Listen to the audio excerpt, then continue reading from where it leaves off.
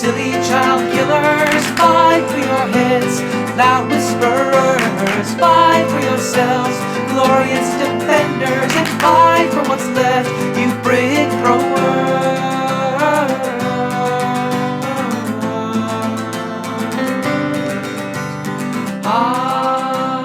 Floyd Samson is a person on whom it's not easy to find information. As far as I know, he lives in San Angelo in the United States, and he owns Buffalo Print Records. He has released at least 4 albums under the name Floyd Samson, the first that I know of being in 2020. He also records under the names Albedo Mission, which is an ambient project, which maybe has 1 album, and under the name Just a Potato, which the little bit I've managed to find is noise rock of some kind. Hi, my name's Dan. So this review is a request review. It was requested by through a comment on one of my other videos by somebody using the YouTube name as Colton Walter 247, who appears to be a fan of Floyd Samson, as far as I can tell. As far as I can see, I don't think he is Floyd Samson, although that thought did cross my mind. So normally on this channel, most of what I'm doing is I am on a big mission to review the 3,000 greatest albums of all time, according to a list at a website called Claim Music, which has made an amalgamated list from lots of other lists. And it's a list that I have a reasonable amount of confidence in, which is why I'm tackling this. But occasionally I step out and I do something that isn't on the list. One of the things that I do is that I have done some reviews at request, and I am doing so on this occasion. If you want to request a review, I'm not going to guarantee I'm going to review everything that's being requested, but if you want to put something on my pile, then all you need to do is to put a comment on any of the videos on my channel and I should see it. And it's as simple as that. Okay, so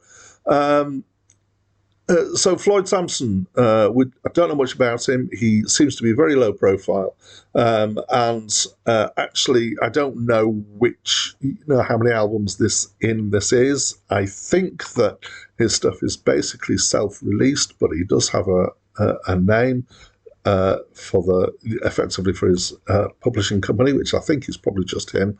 I know a little bit about how these things can work.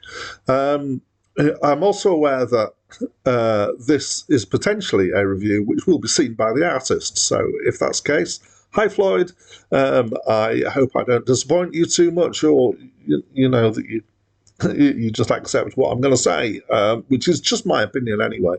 And it's always tempting when you know that you're in that situation to kind of, to approach it in a different way.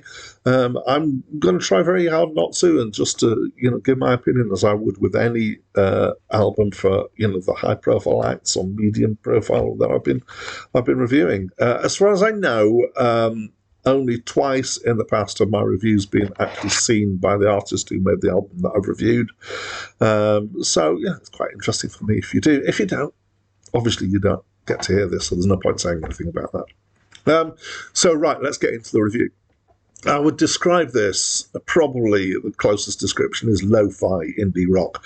Okay, so over the last few reviews in the series that I've been doing, I have come across a few things that are lo-fi, particularly. So Silver Jews and Waxahachie were both pretty lo-fi. I think, however, that this really takes the lo-fi flag to a new a new lo-fi-ness, if you like. Yeah, it sounds like it's a home recording. I think it's also recorded in mono rather than in stereo. What we've got here is there is some overdubbing. There's acoustic guitar and singing, and then there's some electric guitar, which is most of that is kind of rhythm stuff done in what I call a squawk box kind of way, so it sounds like it's coming out of a very small speaker, but very overdriven. And there are some extra things in here, like there's some keyboard sounds and some tambourine on occasions, and there's bits where Floyd is singing along with himself. So he's got some harmony bits and some bits in unison, and there's some processing done at times, particularly reverb on the vocals that are done. So, I mean, my immediate impression of the recording is that the recording could have been better.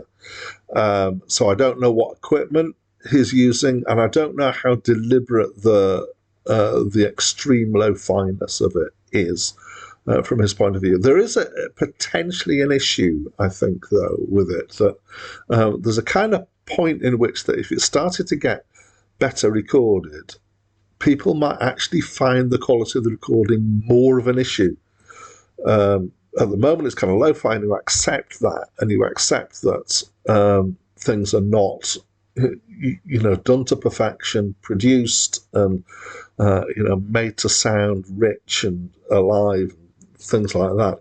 But if you go partially down that road, it might be that people actually find it less acceptable until the quality gets up to a standard that's closer to professional recording quality. So I don't know if actually the best thing to do would be to make this better recorded. However, I did feel like the recording quality could have been better.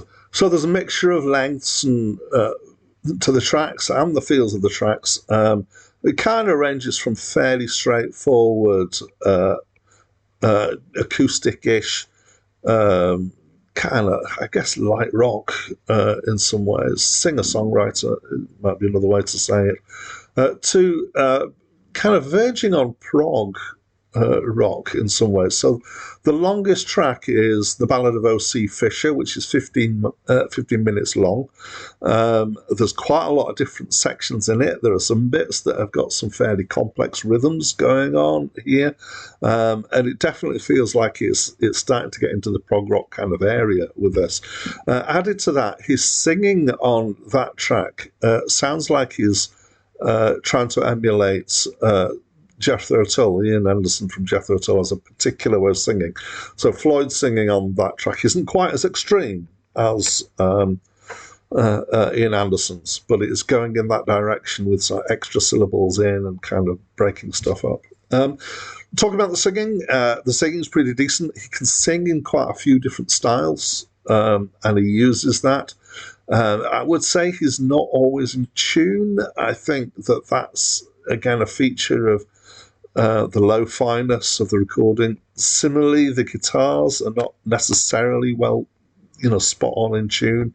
And again, it's possible that that's deliberate to try and give the lo-fi feel. It is something that I sometimes struggle with. So there's a decent amount of variety in there. And so the subject matter, this is where I found that it got more interesting, to be honest, than the musical side of it. So the guy is obviously a Christian. There are two tracks here that are quite strongly in that area, which is the last track, Finale, and one in the middle, Hilltop Man. Some of the rest of it is not quite what I'd call conspiracy, but there's definitely a feeling here that there are powers trying to change what you think, and you need to think for yourself. So don't be told how to think, because the institution is trying to control you. Sometimes I would say that the lyrics are a little bit on the clumsy side, but mostly they're quite interesting. For me, the dullest track was the last track, Finale, which is an interesting thing for me to say, because I am also a Christian and I completely get what he's saying here, but it felt quite formulaic, and I didn't feel like he had anything new to add here. The other tracks, I felt like he had much more new and interesting things to say, potentially. The Ballad of O.C. Fisher, this long track, is for me the most interesting. I'm not sure if he's talking about his own life or from somebody else's point of view and somebody else's life. From the title, The Ballad of O.C. Fisher, I'm guessing he's talking about somebody who he knows of called O.C. Fisher, and his life also knows about, at least. there's stuff in it about not using social media, for example. So I don't know if that's Floyd Samson or O.C. Fisher that he's talking about, but it's interesting. Another one that I found particularly interesting was a track called Another Log Cabin Story, which tells a story about somebody who encounters an old couple in a log cabin. I also felt in some ways, I said before that sometimes the lyrics are a bit clumsy. I felt that track was where the clumsiness was strongest, but not very, I would say. Overall, the songwriting is decent. He's definitely got something to say, and I would say generally that this guy has a reasonable talent at play here. And I'm going to go back to the thing that I think that he deserves better recordings of his music than this. For me, the kind of the aesthetics of the recording were a bit of a barrier. So I somewhat enjoyed it, but probably would have enjoyed it more if it had been better recorded. That's what I think. So there we go. And I'd love to know what you think.